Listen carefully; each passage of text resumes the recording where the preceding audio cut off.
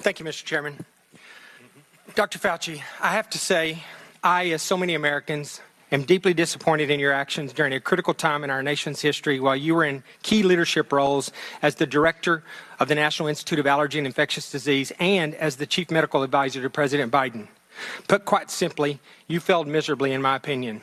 Based on all we have learned during the pandemic and all that we have since learned through this committee's work, I believe your failures stem from both an effort of self-preservation, manifested by a series of lies and cover-up, and by a total failure of leadership.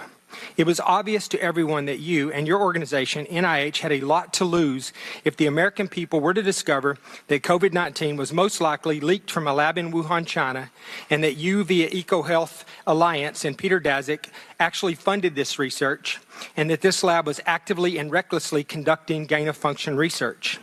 As such, you did everything in your power to deflect and cover up this possibility. You even recruited others to help you in this effort. Unfortunately, this cost our country and the world valuable time that may have led to answers regarding the origin, may have blunted the spread, and would have almost certainly saved lives. While I think most of us have known all along what I just described, what I have been appalled to discover through sworn testimony to this committee is the level at which you and those that worked for you went to cover up the obvious. Just a few examples, and I know these have been touched on, but they're important for everyone to hear. Dr. Lawrence Tabak, former acting director of NIH, testified that under the generic definition that NIH did in fact fund gain-of-function research. This was based on a definition that was initially used by NIH and a definition that was abandoned and removed from the website in October of 2021 and replaced by a new, much more detailed definition with a much higher bar that you have since conveniently used to define gain-of-function testing and to deny what Dr. Tabak has since confirmed.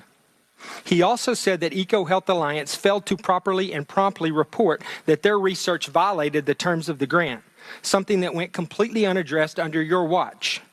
Dr. Morans, your senior advisor, who you have tried today to distance yourself from, but whose large volume of emails clearly demonstrate that you had a very close and personal relationship with, and who reported to you directly, has openly bragged about how he subverted FOIA requests.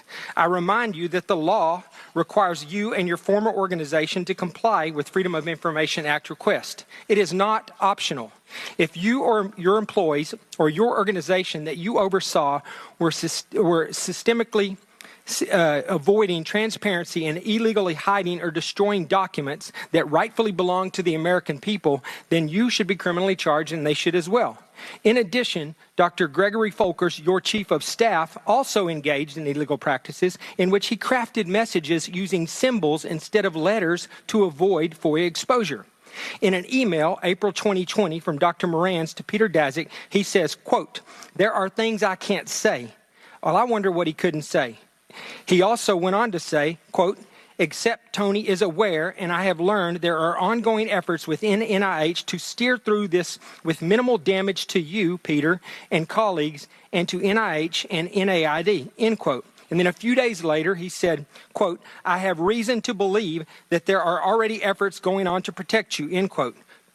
In February of 2021, Dr. Morans wrote to Boston University scientist Gerald Kirsch saying, quote, "I learned from our FOIA lady here how to make emails disappear after I'm FOIA'd, but before the search starts. So I think we are all safe," end quote.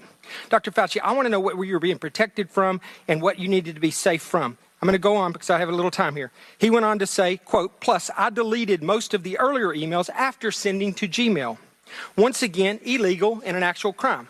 Dr. Morans noted in another email to Dr. Kirsch saying, quote, I learned the tricks last year from an old friend, Marge Moore, who heads our FOIA office and also hates FOIAs," end quote. It is absolutely amazing to me that Dr. Morans and Marge Moore still have jobs and our taxpayers are still paying their salaries. Dr. Morans wrote to Dr. Daszak in April of 2021, quote, "P.S. I forgot to say there is no worry about FOIAs. I can either send stuff to Tony on his private email or hand it to him to work or at his house. He is too smart to let colleagues send him stuff that could cause trouble." End quote. Apparently, you neglected to surround yourself with equally smart individuals. Dr. Morans wrote to another collaborator, Peter Hotitz, in June 2021, at Baylor College of Medicine, that he had deleted all his emails related to COVID origin when, quote, "the shit hit the fan," end quote. He said, quote, "I feel pretty sure Tony were too." The best way to avoid FOIA hassles is to delete all emails when you learn the subject is pretty sensitive.